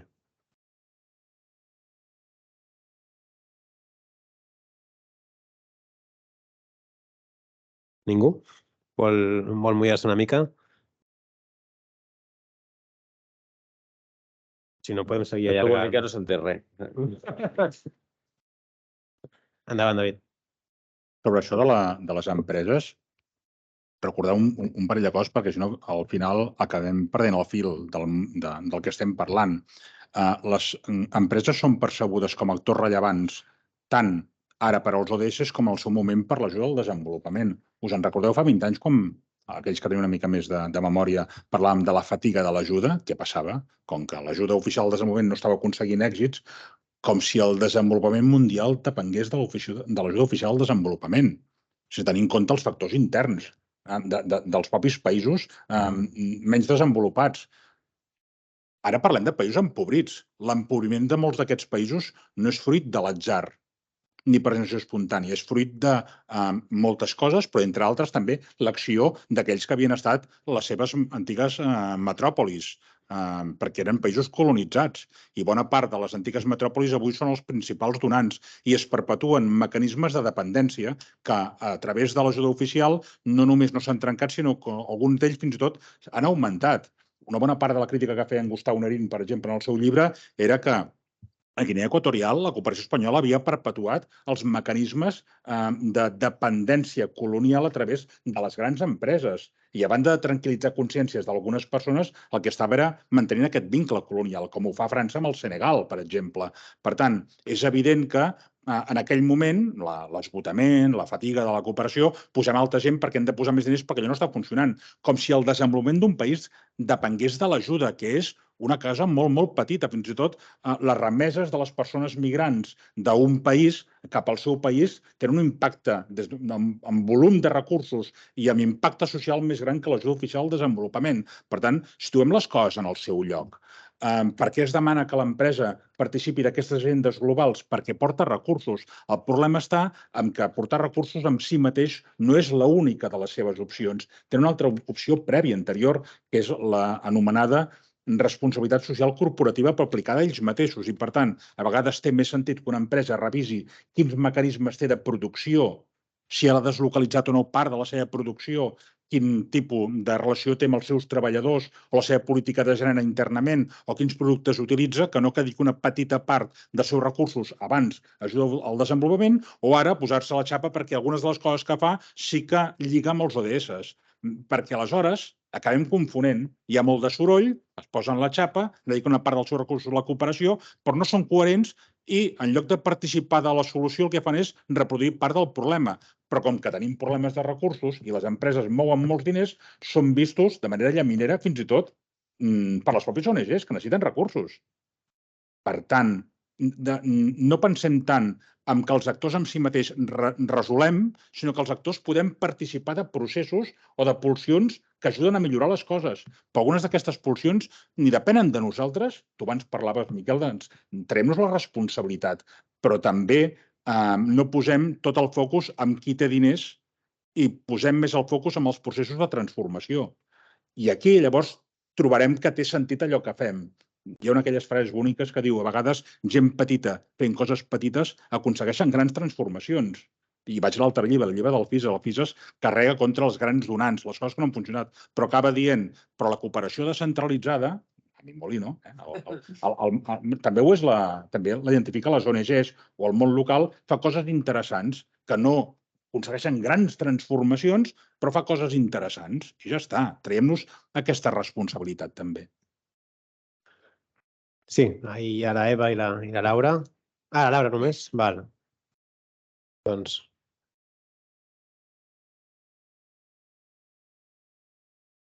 Gràcies, Laura, per animar-te. La Laura.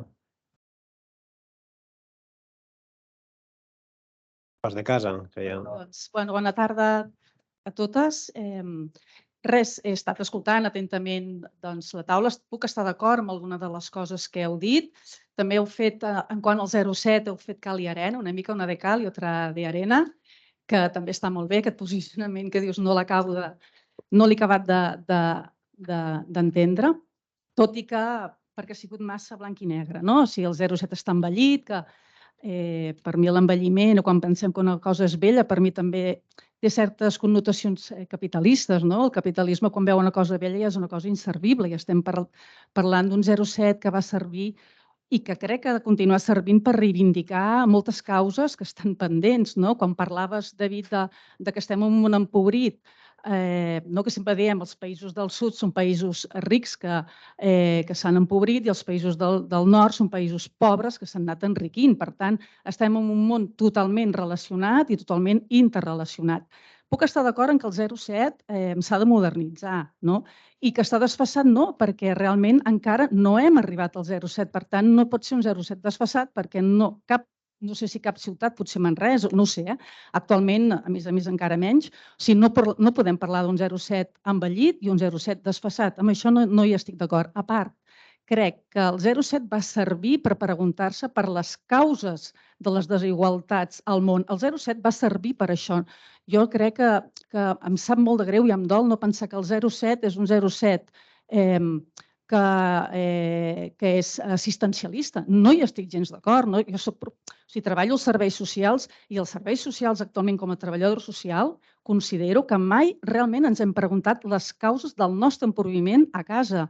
I justament el que ha sigut la solidaritat, per no parlar de cooperació, perquè cooperació sempre, no sé, no és una paraula que no m'ha agradat mai, m'agrada més empatia, m'agrada més solidaritat, sí que ens hem preguntat per les causes i això ho va permetre el 0,7 i crec que ho ha de seguir permetent. Que l'hem de modernitzar? Sí, que hem de pensar en els nostres joves? Evidentment, no? Mira, aquí tinc algunes alumnes de la universitat que estan avui aquí i realment és veritat. O sigui, avui en dia els joves, el capitalisme quin futur els està oferint? Si treballen, cobraran 700 o 800 euros, no es poden permetre ni el lloguer d'un pis, ni trobar una feina digna. Ja no és treballar i trobar una feina digna. Si parla'ls dels moviments socials, jo a les classes intento parlar de moviments socials, intento inculcar activisme, parlo de refugiades, portem joves sense referents al territori perquè els hi expliquin. Ja s'intenta, d'alguna manera, potser moure una mica la cadira, però penso que també ho tenen molt complicat. Però res, el que volia comentar era això, que penso que el 0,7 li hem de donar un espai més digne, que penso que se'l mereix i que ens va permetre preguntar-nos per les causes. I això no ho hem de perdre de vista. Només era una reflexió, només. No sé si... Estic d'acord. Jo aplaudeixo la teva intervenció, estic d'acord, jo el reivindico el 0,7. A vegades, i a més, tu has fet una referència molt interessant, que també forma part d'una que has fet tu sobre que tot va molt ràpid i, per tant, aconseguim objectius i després ens n'oblidem, que és que estem acostumats a... Ara no em surt la paraula, és una paraula que a vegades utilitzo, però no em surt la paraula. Donar per fet que alguna cosa que formava part dels objectius ha deixat de ser actual, per tant, ha deixat de tenir interès. Allò que és actual té interès. Quan perd actualitat, perd interès. D'acord? Fa 3 mesos, d'aquí poc farà 3 mesos, del terratrèmol a Turquia, Síria i el Kurdistan. Ha perdut interès. Ningú en parla. Per sort, espero que tingui conseqüències, que d'aquí 15 dies hi ha eleccions a Turquia i que l'Erdogan perdi les eleccions a causa de la mala gestió. Ja està. Tota la conseqüència que tindrà és aquesta. Però d'interès ningú en parla. La gent se n'ha oblidat. I el 0,7 forma part d'aquesta lògica capitalista que dius tu. Són coses que ja la gent t'ho pregunta, però això no s'havia aconseguit. Però clar que l'hem de reivindicar, perquè és que és un assoliment. És com tot. És com el del... Ara hi ha una batalla molt interessant, jo crec que capital per tots els europeus a França, que no és cosa dels francesos. Allà ens estem jugant a llindar els nostres drets socials al futur, l'at de la jubilació. La batalla de la jubilació, si la perden els sindicats, si la perden la gent que es mobilitza, la resta venen després. Per tant, el 0,7, que és una obligació que tenen els ajuntaments, una obligació autoimposada, la Generalitat o l'Estat, aquesta no és autoimposada, aquesta pertocaria, si nosaltres deixem de reivindicar-la, deixaran de tenir la pressió, encara que sigui allò que és políticament correcte, deixaran de posar-hi recursos. I d'acord, potser un euro a vegades no resol res o un euro pot empitjorar, però un euro no utilitzat és un euro que no arriba segur. Segur. Per tant, reivindiquem aquestes agendes antigues, però són les agendes dels assoliments dels nostres pares, dels nostres avis, i les hem de reivindicar. I tot això ha de formar part també de la nostra memòria, de la memòria dels moviments solidaris. El moviment de la cooperació no és només un moviment de treballadors, de gent que treballava amb unes consultores fent coses i de cop i volta els hi cau una agenda. Són gent que van aconseguir aquesta agenda. Per tant, donem-li valor. Jo quan criticava el 07 i continuo criticant-lo és perquè ens adonem de què és en si. És a dir, el que hagi provocat la mobilització de la que parleu i perfecte, estupendo. El que passa és que ens hem adonat del que és. Jo com a consultor vaig tenir ocasió de fer l'avaluació d'un tema del que em barallo fa molts anys amb el David, que és la implicació dels altres departaments de la Generalitat, que fan cooperació també, no? I examinant una mica la documentació, doncs, te n'adonaves no sé si del parany del 07, sinó de la imperfecció d'un indicador que repeteixo, doncs, hem de saber el que és, sense deixar de banda i reconèixer tot el que existint ha mobilitzat, no? Però que en si és molt imperfecte. Vosaltres coneixeu un programa que es diu Signes del Temps, de televisió, TV3? Això és 07? Doncs això es comptabilitza com 07. Són 300.000 euros l'any que la Generalitat s'apunta com a 07. Per què? Perquè el CAT li deixa. Perquè el 07 és una cosa que uns senyors de l'OCDE determinen que és el 07. Enteneu? Aquest any ha crescut un 30% el 07 per la gestió de Catalunya, per la gestió, crec que només a Salut, al Departament, de manera sobtada, per la gestió que s'ha fet evidentment, no podia ser, no podem deixar de ser, de fer dels refugiats d'Ucraïna. Per què? Perquè el CAT li deixa, segons la definició de 07, apuntar-s'ho a la Generalitat. Hem avançat en la millora de la cooperació? No, perquè això no està alineat, segurament. Com li passa a la majoria de coses que fan els altres departaments de la Generalitat, això no li passa. És a dir, t'ho permet apuntar, però això no està alineat amb la política de cooperació. D'això és del que estic parlant. El 07 com a imatge està molt bé i ens ha generat i mesura compromisos i tal, però precisament per escrutar i per veure una mica les causes de la pobresa o de les injustícies, hem d'aprofundir una miqueta en això. I això és el que em refereixo. I anant una miqueta a les empreses, clar, aquí estem barrejant moltíssimes coses. En realitat, qui executa la cooperació, la major part de la cooperació són les empreses, perquè la cooperació s'acaba definint a través de grans contractes i grans licitacions que no tenim res a veure les entitats. Surten a través de grans IFIs, fins i tot de la cooperació bilateral, no? I això és una realitat que de vegades és molt desconeguda, no? Com les empreses acaben estant una mica al darrere d'aquesta execució. Una altra cosa és el que, en sentit de coherència de polítiques, quins canvis poden estar promovent les empreses. I jo crec que aquí és la part segurament més interessant i això no és AOD mai. És a dir, ajuda oficial al desenvolupament. Fins i tot, si fessin una aportació a les entitats per la seva responsabilitat social cooperativa, tampoc seria AOD, tampoc seria 07. De vegades una mica per centrar-nos en el que volen dir les coses. I en aquest esforç de portar les empreses a que alineïn els seus models de negoci amb un model més sostenible i més just d'economia, jo soc molt pessimista, perquè el capitalisme no neix d'aquesta i no es basa en aquesta assumpció d'aquesta igualtat, d'aquesta justícia social. Per res, és a dir, es basa precisament en el contrari. I aquí, i això serà una altra taula que farem un altre dia, queda una aliança que encara no hem acabat de fer, que és amb l'economia social i solidària. Que aquí és on jo crec que sí que hi ha un espai des de la cooperació, des de les entitats, per segurament construir una economia que canviï tot el que s'ha de canviar en aquest món. Perdona per la... No, el punt 2.3 del bloc parlava de l'economia social i solidària i quin encaix fèiem, però és que estem fora de temps i no dona temps. I el que has dit del CAT i la revisió d'estadístiques, només dir-vos que això, que el CAT s'encarrega, són aquest grup d'estadistes que s'encarreguen de decidir quins indicadors formen part o es comptabilitzen com a ODE i no, i això està en constant revisió.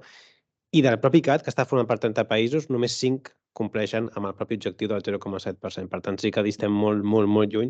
De fet, a Espanya és 0,26% l'últim any, 0,26%. I formen part d'aquest CAT, que és qui s'encarrega d'homogenitzar i de... 0,32 diu que ha arribat, però per l'efecte dels refugiats. Són 900, és que m'agrada dir-ho, són 900 milions de cooperació comptabilitzats de 0,7, que ho hagués fet, és a dir, ho hagués comptabilitzat o no com a 0,7, però per refugiats són 900 milions. Són 200 milions per l'enviament de vacunes que estaven a punt de caducar per la Covid. Jo sé que estem fora de temps, però em sap greu, Miquel, però tenim un problema com a moviment si no connectem amb les pulsions solidàries de la gent. Quan durant la guerra d'Iraq el CAT acceptava també que la rereguarda, o sigui, hi havia l'avantguarda, però els que estaven treballant a la rereguarda, part de la cooperació espanyola en aquella època, quan governava el PP, anava a ONGs que es dedicaven a treballar, on hi havia passat l'exèrcit, per treballar amb víctimes de la guerra, amb organitzacions que avui en dia nosaltres, si les veiem al carrer, fugiríem. D'acord? I allò el CAT també ho acceptava com a OD, com també accepta, per exemple, projectes de cooperació de formar els policies marroquins que després atonyinen a la gent que intenta saltar la valla perquè suposa que reforça la governança democràtica, la governança, deixem-ho així, del Marroc. Això també ho accepta el CAT. Això no hi podíem donar suport, però si tu avui fes una enquesta a la gent dient, per cert, que la Generalitat s'apunti a que bona part de la gestió de l'acollida de les persones refugiades que han donat a través del servei es pugui apuntar al CAT, la gent et diria, que s'ho apuntin, no hi ha cap problema. És a dir, connectem amb la pulsió també i amb allò que la gent acaba recolzant o no, perquè si no ens estarem fent mal a nosaltres mateixos. I vull anar a parar l'enquesta una altra vegada. L'enquesta el que diu és que el coneixement no penalitza l'adhesió.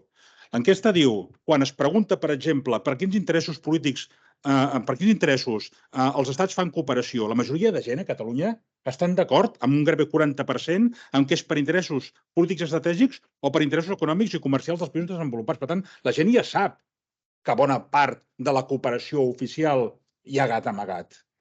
O, per exemple, quan els hi preguntes l'efectivitat de la cooperació, la majoria de gent en diuen que la cooperació no és efectiva. I quan preguntes per què no és efectiva, la majoria diuen perquè no arriba la gent a que la necessita i perquè hi ha molta corrupció. Però després, quan tornes a preguntar, malgrat tot això, aquest panorama decebedor, estàs d'acord amb que es faci cooperació? Diuen que sí. I estàs d'acord amb arribar al 0,7%? Diuen que també. Per què? Perquè la gent és una mica intel·ligent i des d'aquest punt de vista, malgrat ser molt crítics, i podem ser hipercrítics, molt crítics, s'han fet autèntiques barrabassades a través del 0,7% i s'han de denunciar. I la tasca de les ONGs també i de la societat civil és vigilar i posar el dit i tenir observatoris i gent crítica. Però això, en cap cas, hauria d'ajudar a desincentivar l'adhesió a la cooperació i menys encara l'agenda de la cooperació. No és que t'estigui criticant. El que estic fent és intentant posar èmfasi, perquè al final el temps és limitat, la nostra capacitat d'atenció també és limitada i on posem l'interès també és limitat. O sigui, evolucionem com a espècie, les hores són les que són i la vida dura el que dura, malgrat que la ciència mèdica avança que és una barbaritat i durarem molts anys. Però, per tant, mantenir en l'agenda la cooperació, malgrat tots els malgrats del 0,7, jo crec que és un dels assoliments al que no hi podem renunciar sota cap concepte.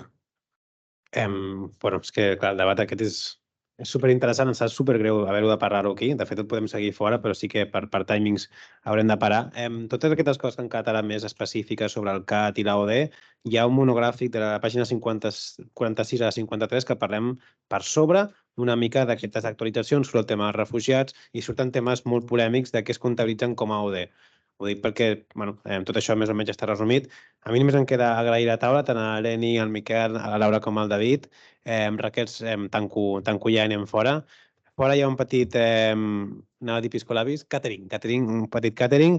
Us farem algunes preguntes a algú de Batus perquè estem fent un vídeo resum de les jornades, per tant, estigueu una mica amables amb el vídeo i ja està. I moltes gràcies per venir i seguim.